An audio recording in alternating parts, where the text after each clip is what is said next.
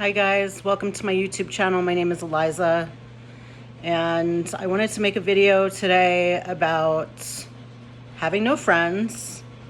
It seems to be a very popular subject on YouTube. However, it's very clickbaity as well. I've found that sometimes I'll click on those videos and it turns out the people really do have friends. But I'm here to tell you that I really don't have any friends. With that said, I do have like a very few handful of family members that I actually still keep around in my life because I love them. But, you know, with exception to my own son, if they weren't family members, they probably wouldn't be in my life, just because, nothing against them, just they're not, I don't really relate to them. I can get on their level and relate to them, but, it's just not, they're not fulfilling connections for me where I feel like I'm really seen, So with that said, I kind of wanted to go into like how this all happened for me, because it definitely feels like a huge piece of my spiritual awakening journey. And I do really feel strongly that I'm going through that in my life for the past few years. And let me tell you, it's not easy. It's very challenging, and it can be like a total mind fuck at times. So I don't want anyone to think that it's all sunshine and rainbows when you awaken. It absolutely isn't. It can be very much like a Twilight Zone, and you don't like just automatically blossom into some holy saint or anything. It's just not like that. So I'm going to do my best to like put some content out there about my personal, awakening journey, what that's been like for me. But I'm going to start with this video about not having any friends. And about 5 years ago, I would say, maybe less, maybe more like 4 years ago, I had a lot of friends. I knew a ton of people. I was part of an underground EDM community, like electronic dance music community.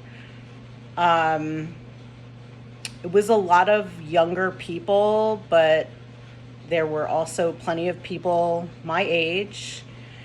And like our lives pretty much revolved around, live EDM shows and dancing and music and a lot of drug culture.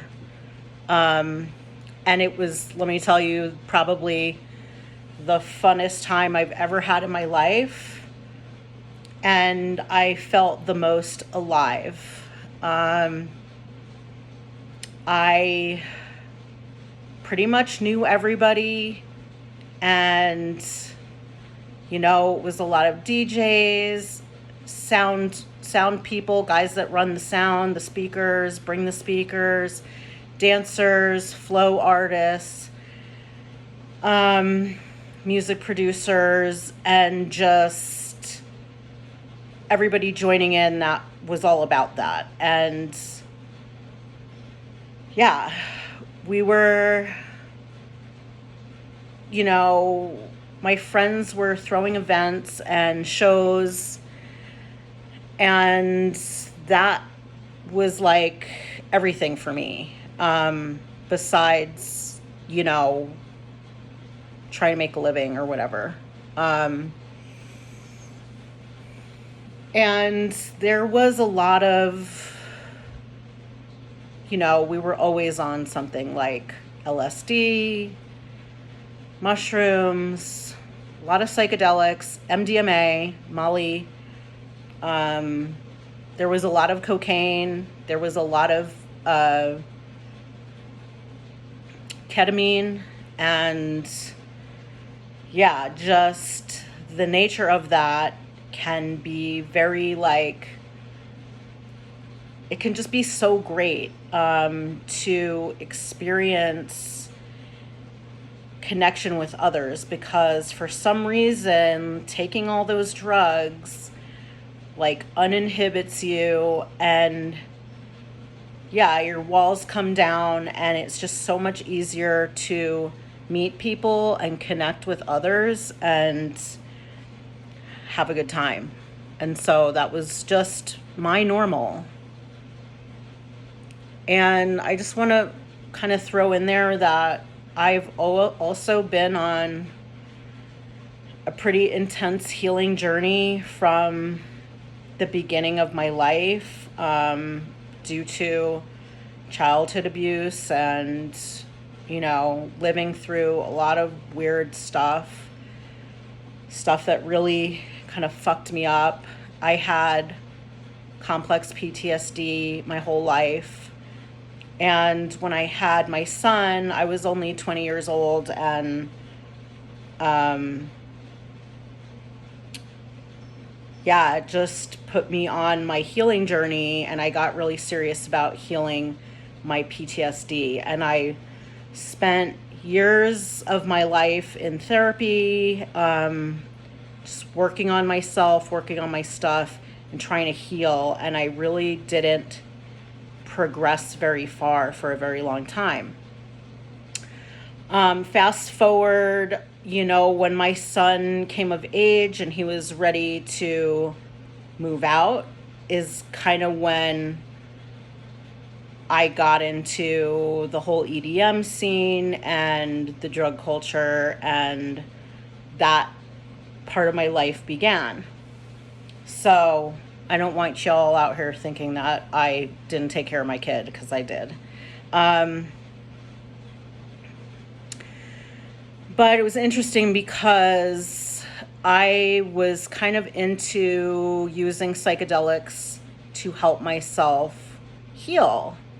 And I felt like taking mushrooms, I would do them periodically, alone in my bedroom or in the woods or something, like camping.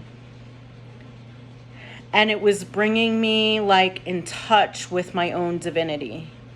And I didn't do them often. I would do them every few years or something throughout my life. And I noticed that they were changing me. And I had many realizations along the way that I was basically God incarnate, that I was not separate from anybody else or anything else or God itself, that my life itself was God, and that there was something there carrying me that I could trust. So it kind of gave me a big pair of balls in a way. I don't know how else to say it, but I have made choices in my life that were maybe would be frowned upon by normal people, and seen as not too smart, but I was able to kind of do things in my life that were kind of miraculous. And because I experienced literal miracles in my life, I just felt like there was this greater power watching over me that I trusted and had faith in. I felt very divinely protected. So that's kind of like, you know, gives you a little background. And when I was doing all the EDM stuff, you know, I was into dancing. I was really all about the music and the dancing and the drugs and the people. And I noticed that, you know, most of the time I was doing things like acid and ketamine. I did experiment with Molly, but I really didn't like coming off of it. It was really hard on me. I would go through like several days of depression and, you know, intense crying, and I didn't like that. And I didn't have that with the acid and the ketamine. I was able to do those things and then like go to sleep at night or go to sleep whenever, and then like be normal the next day.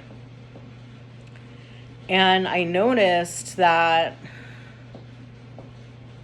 like these things were helping me, you know, these things were helping me, and I was healing. And I kind of got to this place where, I don't know, I took some mushrooms one day, and I had just gone through like this pretty fucked up, like, I don't even know what to call it, situationship with a guy that I was seeing and sleeping with. And he turned out to be like not a good egg. And he was like stalking me and stuff. And I had had so many just bad relationships in my life. Like, I literally could not escape these bad relationships. I just had like a bad picker. I would just pick the worst dudes. And I just couldn't stop. Like, it just never changed. And I knew deep down that the problem was me, that there was something inside of me that needed to change desperately, and that I was never going to change this until I, you know, changed myself. But I didn't really know what that was. And I still had PTSD at that time. So, yeah, I broke up with him, and I was kind of like, I'm just like done having relationships. I'm done dating. I'm done having casual sex. I'm done. And one day I took some mushrooms, and I learned how to do trauma work using psychedelic mushrooms on myself, being alone in my house, laying on my bed.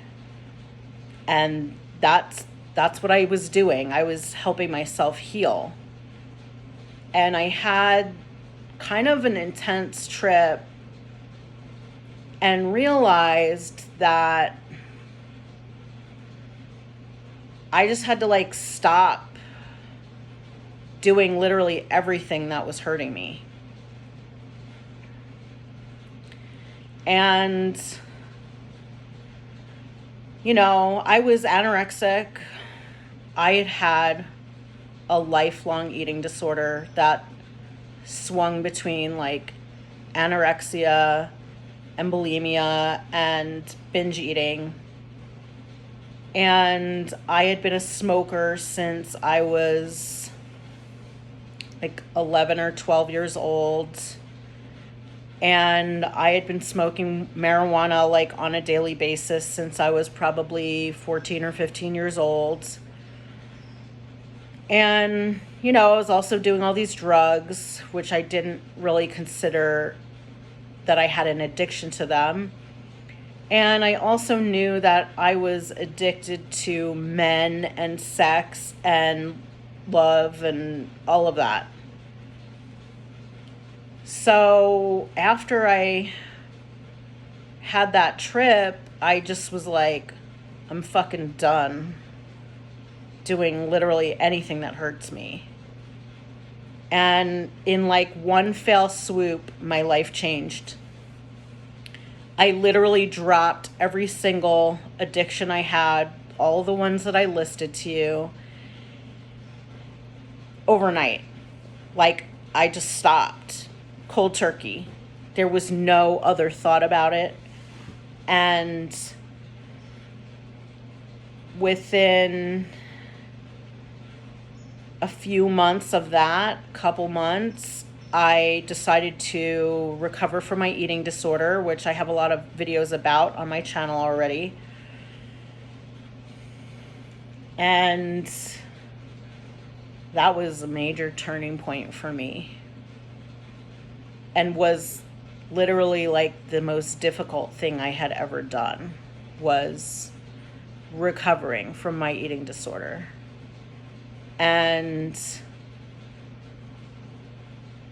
naturally, from dropping all the drugs and stuff, I just stopped with my whole scene. Like, I stopped going to EDM shows. I stopped showing up for that. I didn't want to do drugs anymore. I needed to heal. And basically, like, because I realized that, like, all the connections I had with all those people who I thought were my friends, really, the only reason I had that with them was because of the drugs, because we were all fucking high. And that none of those people, like, actually were gonna show up for me during this transition I was in. And that was true. Like, they didn't. I didn't hear from people. I literally, like, disabled my Facebook and my Instagram, and I made an announcement like, hey, if you want to be in my life, you're going to have to call me. And here's my number. Like, and yeah, that's when I lost every single friend I had. I had one other close friend of mine that was in France, who I had known for like 20 something years. But she was in France, and to be honest, like, eventually that relationship fell away as well, because we weren't on the same level at all. I didn't feel like she understood me, and I couldn't relate to her either. So, and then I had another really close friend that I was friends with for, like, I want to say maybe 10 years, maybe a little more than 10 years. And she just, like, I changed, and she just didn't care about me anymore. And she just kind of started being a bitch. I was like, I don't need this. I'm not going to stick around to, take your attitude and disrespect. So I pretty much got rid of her too. And yeah, and I went through my eating disorder recovery, and I literally, like, it was so hard. I gained so much weight, and I was literally, like, eating was like a full-time job. And I was very fortunate to be in a situation where I could just rest, because I was exhausted. Like, I was in severe burnout when I wasn't using tobacco and coffee to like get myself out of bed. Like when I stopped using those substances, like I felt how I really felt was exhausted, like literal exhaustion. And I couldn't function for a solid year. I had to sleep a lot. I was sleeping like 12 to 14 hours a night. And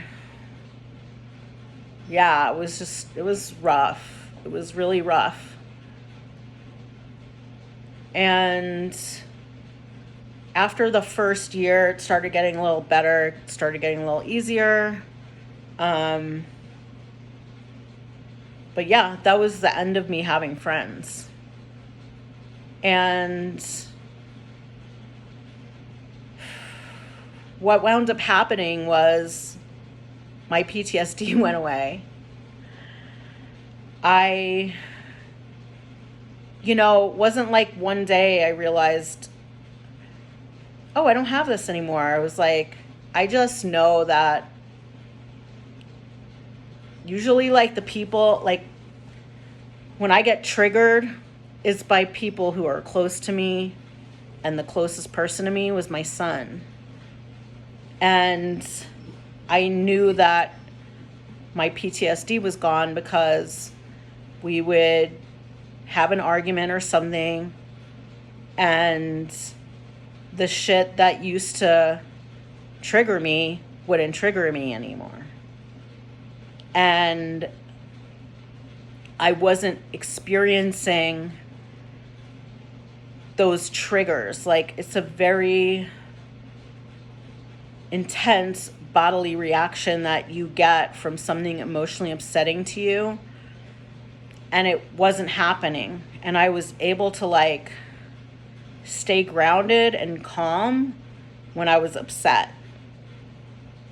And that was absolutely life-changing for me. Like, and I just started noticing that, and so did my son. Like, and that became like the norm. And we don't fight that much, so it was very like, here and there, realizing like I don't have PTSD anymore. So somehow, through like using all the substances and then like going completely sober and addressing my eating disorder, and I also became celibate, it just went away. And I changed. Like I said, from working with psychedelics, like that's really what awakened me to my own divinity. But I really stopped doing all of that as well. And so I know I had been awakening already from all of that. But yeah, I don't even know how to describe, like, I don't even know if I want to get into that in this video, but yeah, I have a standard now for what I want from the people around me and what feels good. And I don't know anyone that I want to talk to. Like, I really don't. I sadly, like, the people I relate to most I'm finding on YouTube. And of course, that's a one-way relationship. Like, those people don't know me, and we're not going to sit down and have coffee, And honestly, like, I don't feel like I'm missing out on anything. I want to be treated a certain way. I want to be valued. I want to be seen for who I really am. I want to be understood. And unfortunately, like, the people I knew were just so fucking shallow and had a lot of drama in their lives, and they weren't really like able to show up for me in the way that I was showing up for them. I didn't feel like I could trust people because I've just seen how people are, you know? It's just how people are. And I realized it had nothing to do with me, you know?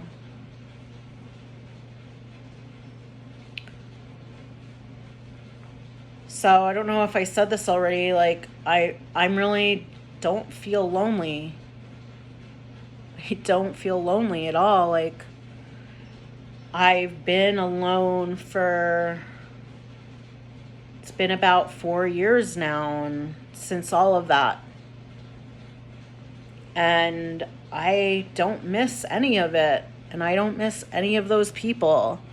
And I don't sit here going like, I wish I had a friend.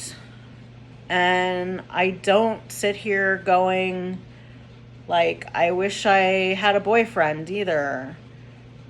I mean, it would be nice, but would it even, you know? I mean, it would probably take like the really right kind of person who gets me to like, for me to want to hang out with them. And in real life, like, they don't exist. I don't even want to do anything. Like, I don't even want to go out. I don't even want to leave my house. I do leave my house. I'm not a shut-in, but, you know, I was working this job for about a year-ish, a little over a year last year, and I couldn't relate to any of those people at all. I wanted nothing to do with them. Even being in that job was like killing my soul.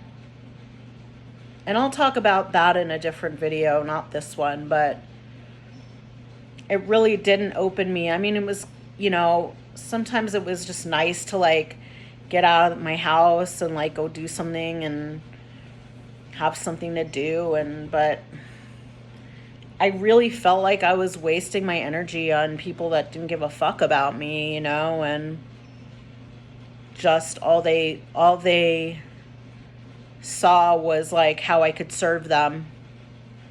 And I didn't like that. I didn't feel I was even being paid enough to give them access to me, even though I was making pretty good money.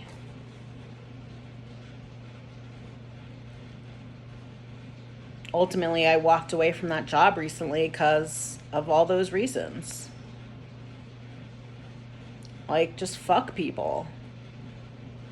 They are not worthy of my time, my energy, or my presence. And I don't want to be there.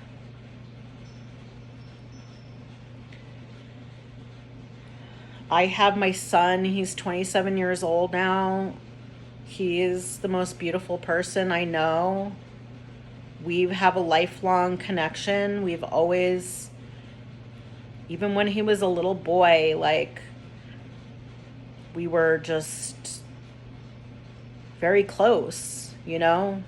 We could talk to each other. Mostly, you know, him talking to me and me saying all the right shit. But that developed over time to it being a more, you know, he's not a little boy anymore. He's an adult, and we're very good friends.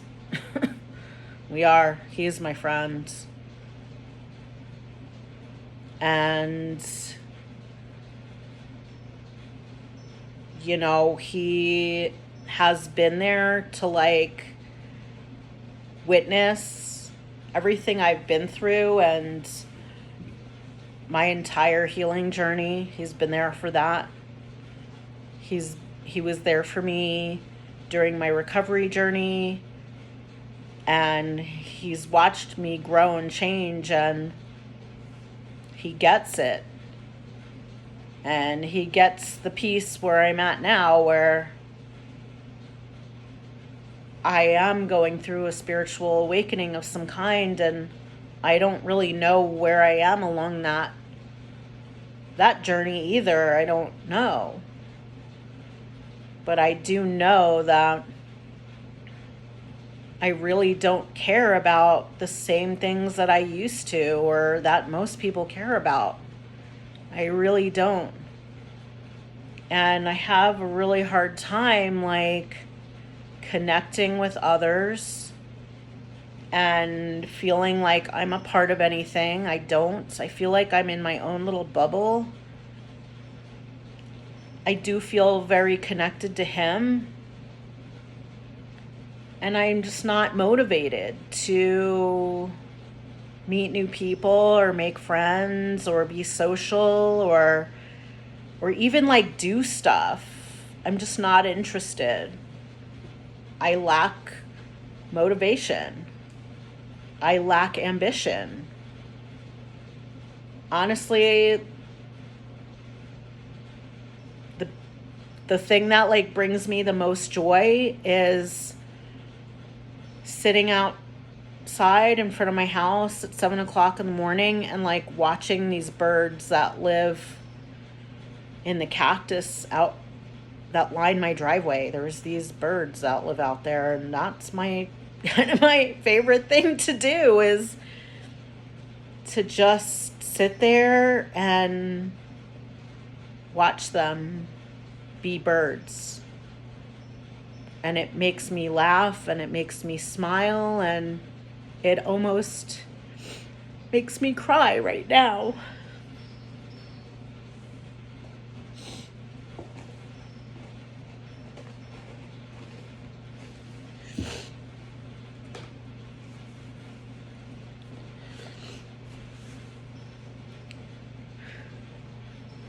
My mother's in a nursing home. She's got really bad dementia, and I used to take care of her, and I couldn't do it anymore. And so she's around, but I can't even like have a normal conversation with her because she can't speak.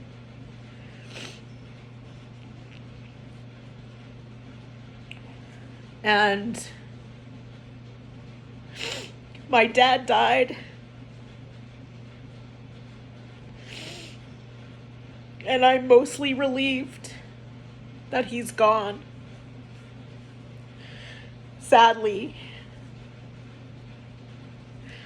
Even though I do love him, I also hate him. And I'm glad he's gone. And I'm also glad he's not suffering anymore because he had cancer and he was very sick and in a lot of pain.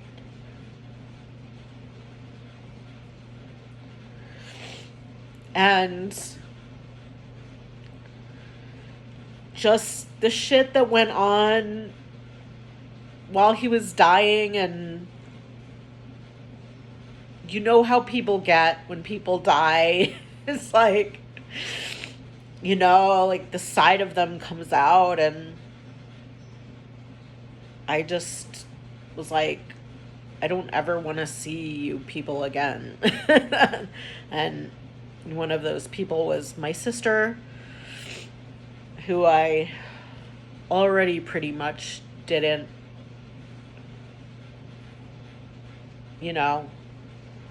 she didn't see me at all. And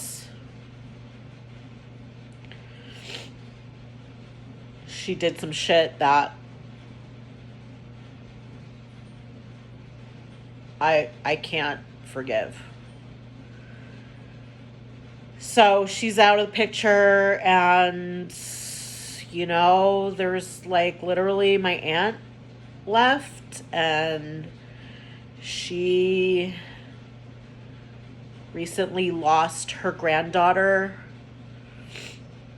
right before my dad died, and her granddaughter was like murdered or something. They don't know what happened to her, but they found her body laying on the side of the road, and she's devastated. And I love her, and I want to be there for her. She's a good person, and she doesn't deserve any of that, but that's what she got. And I feel like I want to be there for her as much as I can, in whatever way that I can, and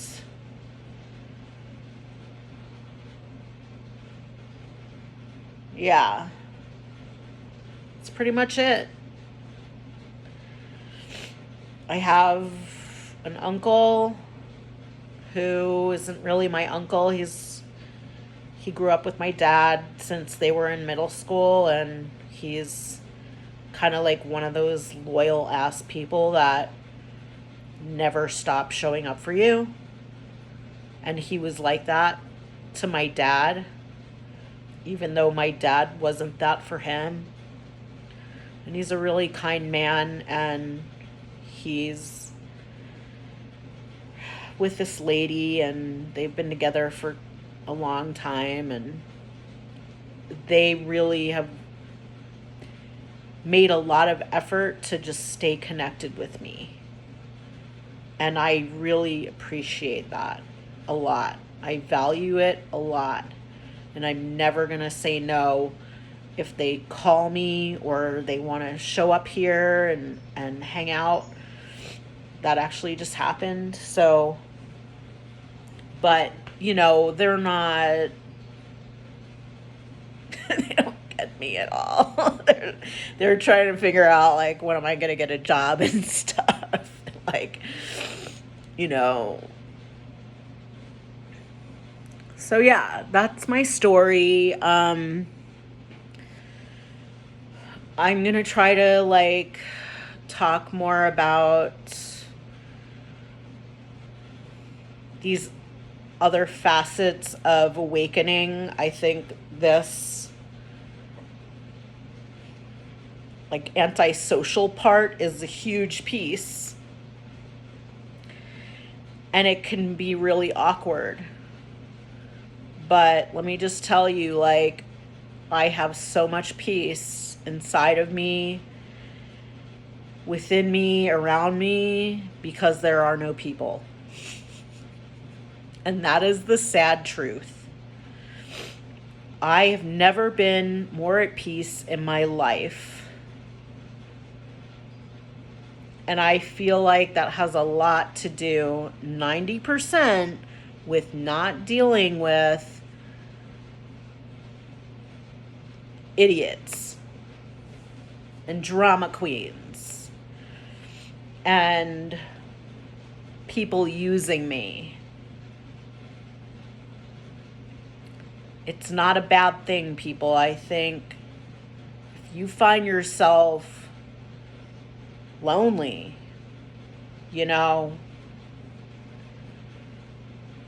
that there's another piece to that. Because I don't feel lonely. But I think that's because I have such a strong relationship with myself and God. The divine intelligence. I don't even, if you don't like the word God, like, whatever, put something else there. If you don't think there's some kind of divine intelligence out there behind all of this, I don't know how anyone can deny that. Maybe you've never experienced a miracle. But I know there's something. Just looking at the sky is fucking miraculous.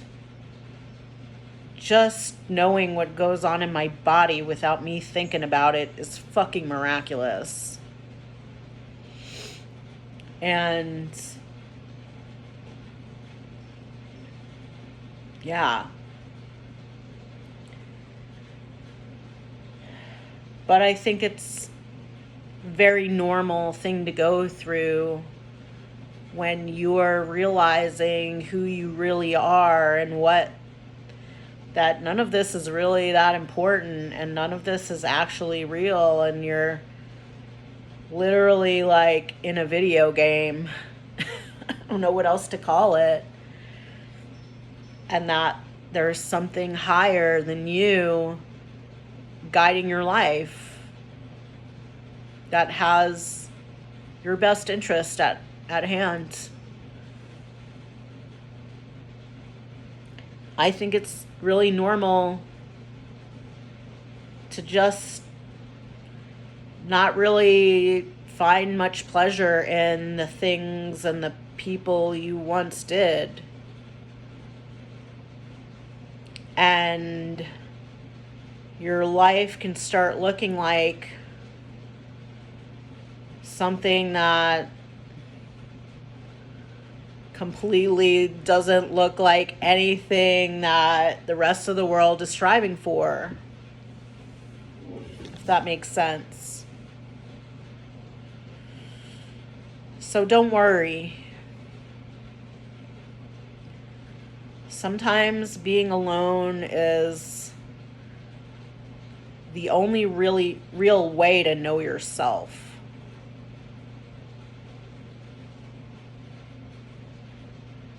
You can't really know yourself when there's other people around because you're constantly trying to cater to what they want and their agenda and yada, yada, yada.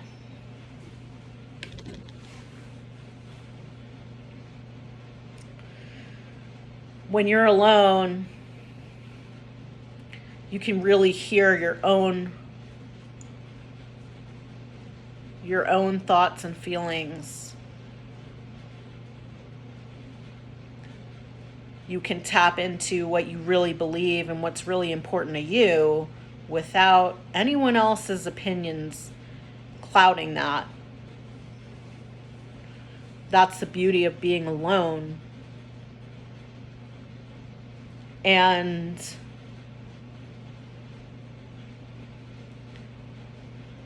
yeah, I'd have to agree with a lot of what I hear out there on YouTube about God, removing everybody from your life as part of your growth. It's probably the best thing that could ever happen to you. It doesn't mean that you're unlovable. Doesn't mean that. There's not something wrong with you because you have no friends.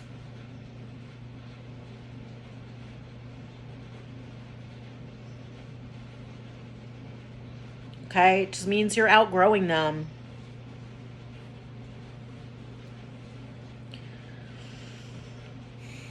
I'm going to stop there. I think I've said enough. This is a very long video.